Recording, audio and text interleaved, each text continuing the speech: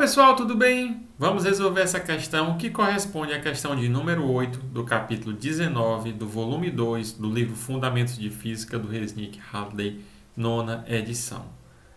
Essa questão corresponde à questão dentro do capítulo sobre teoria cinética dos gases e a questão 8 diz o seguinte: calcule, item A, o número de mols e B, o número de moléculas em 1 centímetro cúbico de um gás ideal a uma pressão de 100 Pascal e a uma temperatura de 220 Kelvin. Pessoal, essa questão foi escolhida para estarmos lembrando aqui as definições do que é um mol e como calcular o número de moléculas a partir do mol, tá certo? Então, vamos, como dado pela questão, a questão nos fornece a pressão de 100 Pascal, fornece a temperatura de 220 kelvins e fornece o volume de 1 centímetro cúbico, que a gente vai converter para metro, tá certo? Então, tomando nota esses dados na questão, né? A questão nos fornece a pressão de 100 Pascal, fornece o volume de 1 centímetro cúbico. 1 centímetro é 10 elevado a menos 2 do metro, então isso elevado à terceira, isso dá 10 elevado a menos 6 metros cúbicos e a temperatura de 220 Kelvin, tá certo? Então, como a questão nos fornece isso, nós vamos estar utilizando aqui a lei dos gases ideais para estar encontrando o número de mols, tá certo? Então, vamos utilizar a lei dos gases ideais para determinar o número de mols. Então, a lei dos gases ideais, já bastante conhecida, PV igual a nRT, tá certo? Como a questão nos fornece a pressão, o volume e a temperatura e a constante R é constante estabelecida, podemos determinar o valor N, que é o número de mols, tá certo? Então, vamos substituir os dados anotados aqui na equação 1 em 2.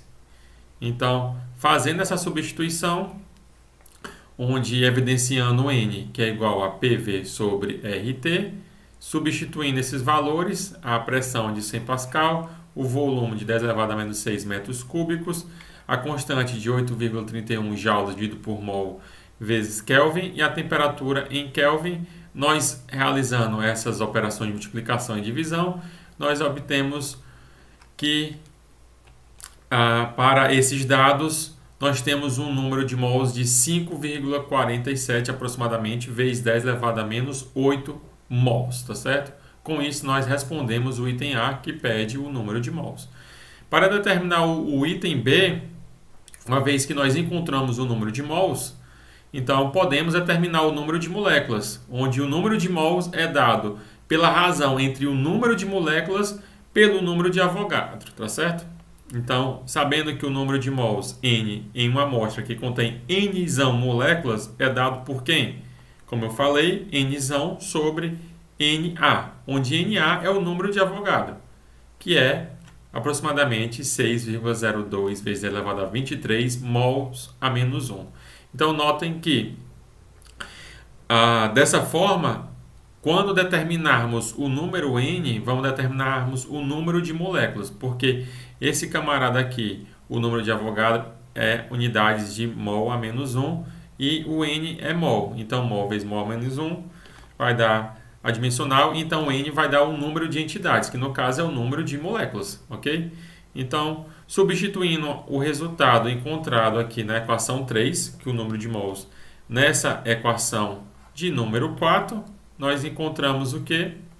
Então, que N, evidenciando, né, o N, que é o número de moléculas, que é o que nós queremos encontrar, é igual a N vezes N(A), ok? Então, vamos só substituir o N dado pela equação de 3 e o N(A) dado pela equação de número 4. Então, substituindo esses valores, nós encontramos, e realizando essa multiplicação, que o número de moléculas é aproximadamente 3,29 vezes 10 elevado a 16 moléculas, tá certo? Então, essa questão foi escolhida para estarmos revisando como encontrar o número de mols e o número de moléculas a partir do número de mols, tá certo? E é isso, pessoal. Até o próximo vídeo. Tchau, tchau.